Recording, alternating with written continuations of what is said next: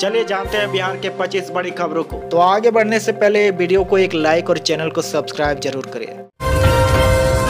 2025 से खाद्य सुरक्षा मंत्रालय ने राशन कार्ड से जुड़े नए नियम लागू करने का ऐलान किया है, जिनका सीधा असर आम लोगों पर होगा। अब कार्ड धारकों को सिर्फ गेहूं और चावल ही नहीं, बल्कि नमक, बाजरा और तेल जैसी ज़रूरी चीज़ें भी सस्ती दरों पर या मुफ्त में मिलेंगी। उज्ज्वला योजना से जुड़े परिवारों को मुफ्त गैस सिलेंडर का लाभ भी मिलेगा। पहले हर व्यक्ति को 5 किलो गेहूं चावल मिलता था, अब इसे बढ़ाकर 7-7 किलो किया जाएगा। सभी राशन कार्ड धारकों को ई-केवाईसी कराना अनिवार्य होगा, वरना नाम सूची से हट सकता है। शादीशुदा बेटियों, दिवंगत सदस्यों और स्थायी रूप से बाहर बस चुके लोगों के नाम राशन कार्ड से हटा दिए जाएंगे, ताकि केवल असली ज़रूरतमंदों को ही लाभ मिले। पात्र परिवारों को हर महीने 1,000 रुपये की सहायता मिल रही है, जिसे त्योहारों पर 2,000 रुपये तक बढ़ाया जा सकता है। दिसंबर 2025 से ये बदलाव लागू होंगे और कोई भी पात्र परिवार भूखा नहीं रहेगा। बीपीएससी की 71वीं संयुक्त प्रतियोगिता प्रारंभिक परीक्षा 13 सितंबर को आयोजित होगी। इस बार 4,70,000 से अधिक अभ्यर्थी शामिल होंगे। परीक्षा राज्य भर के 37 जिलों के 912 केंद्रों पर होगी, जिनमें पटना में 70 केंद्रों पर 50,000 परीक्षार्थी परीक्षा देंगे। परीक्षा केवल एक पाली में दोपहर 12 बजे से 2 बजे तक आयोजित होगी। गया जिले में पितृपक्ष मेले के कारण परीक्षा केंद्र नहीं बनाए गए हैं। इस भर्ती परीक्षा से कुल 1,298 पदों पर बहाली होगी। उम्मीदवारों को सुबह 9:30 से प्रवेश मिलेगा, लेकिन 11 बजे के बाद प्रवेश नहीं दिया जाएगा। यहाँ तक कि 11:01 आने वाले को भी प्रवेश से वंचित कर दिया जाएगा। परीक्षा खत्म होने तक परीक्षार्थियों को हॉल या परिसर छोड़ने की अनुमति नहीं होगी। आयोग ने पारदर्शिता और सुरक्षा के कड़े इंतजाम किए हैं। प्रधानमंत्री नरेंद्र मोदी 15 सितंबर को पूर्णिया दौरे पर आएंगे और उनकी जनसभा शीशाबाड़ी स्थित एसएसबी ग्राउंड में होगी। इसे लेकर जिला प्रशासन ने सुरक्षा और ट्रैफिक व्यवस्था की कड़ी तैयारियां शुरू कर दी हैं। पूर्णिया ट्रैफिक पुलिस ने एडवाइजरी जारी करते हुए बताया कि 13 सितंबर की रात 12 बजे से 15 सितंबर की रात 10 बजे तक जिले से गुजरने वाले सभी भारी व्यावसायिक वाहनों का संचालन बंद रहेगा। वहीं 14 सितंबर की रात 12 बजे से 15 सितंबर की रात 10 बजे तक जिले की ओर आने वाली यात्री बसों पर भी रोक रहेगी। केवल एम्बुलेंस और पुलिस जैसे आपातकालीन वाहन ही चल सकेंगे। भीड़ प्रबंधन के लिए प्रशासन ने 15 अलग अलग स्थानों पर पार्किंग की व्यवस्था की है, ताकि जनसभा में आने वालों को सुविधा मिल सके। बिहार के कई जिलों में इन दिनों लगातार बारिश हो रही है और मौसम विभाग ने 13 सितंबर को 6 जिलों में भारी बारिश की चेतावनी दी है। बाकी जिलों में हल्की से मध्यम बारिश होगी, जबकि रविवार को पूरे बिहार में जोरदार बारिश के आसार हैं। यह सिलसिला 18 सितंबर तक जारी रह सकता है और 14, 16, 17 व 18 सितंबर को पूरे राज्य में येलो अलर्ट जारी किया गया है। लगातार बारिश से कई जिलों में बाढ़ का खतरा बढ़ गया है। गंगा समेत कई नदियों का जलस्तर ऊपर चढ़ रहा है और बेगूसराय में गंगा का पानी सड़क पर बहने लगा है। वहीं नेपाल के पहाड़ी इलाकों में हो रही तेज बारिश के कारण कमला नदी भी उफान पर है, जिससे स्थिति और चिंताजनक हो गई है। राजस्व एवं भूमि सुधार विभाग ने हड़ताल के कारण बर्खास्त किए गए करीब 7,000 संविदा कर्मियों की सेवा बहाल करने का फैसला लिया है, लेकिन इसके लिए उन्हें अपील करनी होगी। इसके तहत पहले दिन ही 100 से ज़्यादा कर्मियों ने आवेदन दिया। विभाग ने कहा है कि बर्खास्त कर्मी कार्यालय समय में सीधे विभाग में आकर या ईमेल के जरिए appeal@gmail.com पर अपील भेज सकते हैं। बता दें कि स्थायीकरण समेत अन्य मांगों को लेकर 10,000 संविदा कर्मी हड़ताल पर चले गए थे। चेतावनी के बाद 3,000 से ज़्यादा लोग काम पर लौट आए, लेकिन 7,000 कर्मियों को 3 सितंबर को हटा दिया गया। इसके विरोध में कर्मियों ने सड़क पर उतरकर विरोध प्रदर्शन किया। बर्खास्तों में सर्वेक्षण अमीन, कानूनगो, सहायक बंदोबस्त पदाधिकारी और लिपिक शामिल हैं। भोजपुर जिले में करीब 1,32,000 ड्राइविंग लाइसेंस और रजिस्ट्रेशन सर्टिफिकेट धारकों ने अब तक अपने दस्तावेज मोबाइल नंबर से अपडेट नहीं कराए हैं। परिवहन विभाग ने साफ चेतावनी दी है कि अगर 31 अक्टूबर तक यह प्रक्रिया पूरी नहीं की गई तो लाइसेंस और आरसी निलंबित कर दिए जाएंगे। पहले अंतिम तिथि 30 सितंबर थी, जिसे एक माह बढ़ाकर 31 अक्टूबर कर दिया गया है।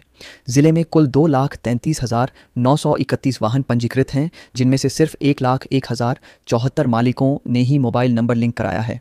बाकी 1,32,857 दस्तावेज अपडेट नहीं हैं, जिनमें करीब 50,000 नंबर 10 साल से पुराने हैं और आधार से भी लिंक नहीं हैं। विभाग का कहना है कि सड़क सुरक्षा और पारदर्शिता के लिए यह कदम ज़रूरी है, इसलिए समय पर दस्तावेज अपडेट करना अनिवार्य होगा। राहुल गांधी की वोटर अधिकार यात्रा के बाद अब राजद नेता तेजस्वी यादव 16 सितंबर से 20 सितंबर तक बिहार अधिकार यात्रा पर निकलेंगे। यह यात्रा 5 दिनों तक चलेगी और 10 जिलों का दौरा करेगी, जिनमें वे विधानसभा क्षेत्रों में जनता से संवाद करेंगे। यात्रा की शुरुआत जहानाबाद से होगी और समापन वैशाली में किया जाएगा। राजद का कहना है कि राहुल गांधी की यात्रा से ये जिले अछूते रह गए थे, इसलिए तेजस्वी इन इलाकों में पहुंचकर जनता से जुड़ेंगे। राजद के प्रधान महासचिव रणविजय साहू ने इसकी जानकारी देते हुए बताया कि संबंधित जिलों के सांसद, विधायक, जिलाध्यक्ष और अन्य नेताओं को इस यात्रा में शामिल होने के निर्देश दिए गए हैं। हर विधानसभा क्षेत्र में एक जगह तेजस्वी यादव जनसंवाद करेंगे। नगर विकास एवं आवास विभाग में जल्द ही बड़े पैमाने पर बहाली होने जा रही है। विभागीय मंत्री जीवेश कुमार ने बताया कि 250 से अधिक पदों पर विधिक कार्य से जुड़े पदाधिकारियों की नियुक्ति की जाएगी। नगर निकायों में कई ऐसे मामले होते हैं जिनमें स्थानीय स्तर पर ही कानूनी कार्रवाई की जरूरत पड़ती है। इसके अलावा विभिन्न न्यायालयों में मामलों की संख्या भी लगातार बढ़ रही है, जिनका समय पर निष्पादन करने के लिए विधि संबंधी पदों की आवश्यकता महसूस की गई है। इसी कारण नगर परिषद और नगर निगम स्तर पर नए पद सृजित किए गए हैं।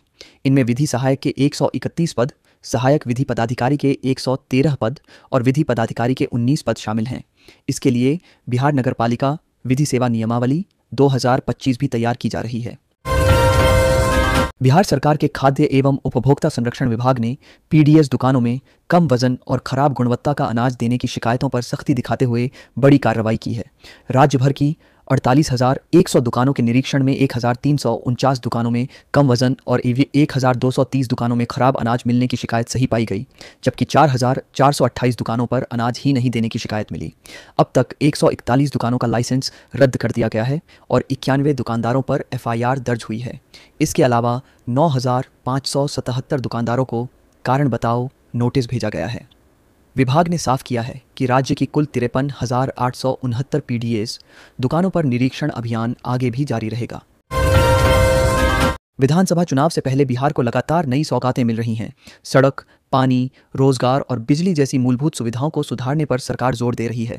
इस बीच बिहार बाढ़ की मार झेल रहा है, जहां कई गांव पानी में डूब गए हैं।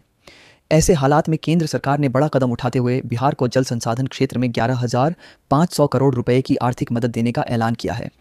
इस राशि का उपयोग बाढ़ प्रबंधन और सिंचाई सुविधाओं को बेहतर बनाने में किया जाएगा। गुरुवार को केंद्रीय जल शक्ति मंत्री CR पाटिल ने पटना में बिहार के जल संसाधन मंत्री विजय कुमार चौधरी और अधिकारियों के साथ बैठक कर इस योजना पर विस्तार से चर्चा की। भागलपुर परिवहन निगम ने अपने इतिहास में पहली बार ई-टिकटिंग मशीन से टिकट देने की सुविधा शुरू की है। गुरुवार से यह सेवा पूर्णिया रूट की 2 बसों में लागू की गई। सहायक क्षेत्रीय प्रबंधक अमित कुमार श्यामला के निर्देशन में शुरू हुई इस पहल से अब कंडक्टर मनमाना भाड़ा नहीं ले पाएंगे। यात्री आसानी से debit card, credit card, phone पे और गूगल पे जैसे माध्यमों से कैशलेस भुगतान कर सकेंगे। निगम का कहना है कि ई-टिकटिंग मशीनों का अपग्रेडेशन जारी है, जिनमें रूट, किराया और अन्य जानकारी अपडेट की जा रही है। साथ ही कंडक्टरों को नई प्रणाली की ट्रेनिंग भी दी जा रही है ताकि यात्रियों को बेहतर और पारदर्शी सेवा मिल सके। प्रधानमंत्री नरेंद्र मोदी 15 सितंबर को बिहार दौरे पर आएंगे और पूर्णिया हवाई अड्डे का उद्घाटन करेंगे। इस मौके पर लगभग 45,000 करोड़ रुपए की विकास योजनाओं की शुरुआत भी होगी। यह बिहार का चौथा एयरपोर्ट होगा और इसमें राज्य का सबसे बड़ा रनवे होगा। लेकिन उद्घाटन से पहले ही पूर्णिया सांसद और कांग्रेस नेता पप्पू यादव ने प्रधानमंत्री को पत्र लिखकर मांग की है कि इस हवाई अड्डे का नामकरण स्वतंत्रता सेनानी और बिहार के पहले दलित मुख्यमंत्री भोला पासवान शास्त्री के नाम पर किया जाए। उन्होंने पत्र की एक प्रति नागरिक उड्डयन मंत्री किंजरापू राममोहन नायडू को भी भेजी है ताकि इस मांग पर गंभीरता से विचार किया जा सके। प्रशांत किशोर की जन स्वराज पार्टी ने घोषणा की है कि वह आगामी बिहार विधानसभा चुनाव में सभी 243 सीटों पर प्रत्याशी उतारेगी। हर सीट के लिए उम्मीदवार चयन की प्रक्रिया शुरू हो चुकी है। गोपालगंज जिले के हथुआ में आयोजित जनसभा में पीके ने कहा कि पार्टी टिकट बेचने का काम नहीं करती, बल्कि एक तय प्रक्रिया के तहत उम्मीदवार चुने जाते हैं। उन्होंने बताया कि टिकट के लिए आवेदन करने वाले इच्छुक व्यक्तियों को 21,000 रुपये फीस जमा करनी होगी। हालांकि यह फीस भरने का मतलब यह नहीं कि आवेदक को टिकट की गारंटी मिल जाएगी। पीके ने कहा कि यह राशि किसी भी साधारण व्यक्ति के लिए बहुत बड़ी नहीं है और केवल चयन प्रक्रिया का हिस्सा है।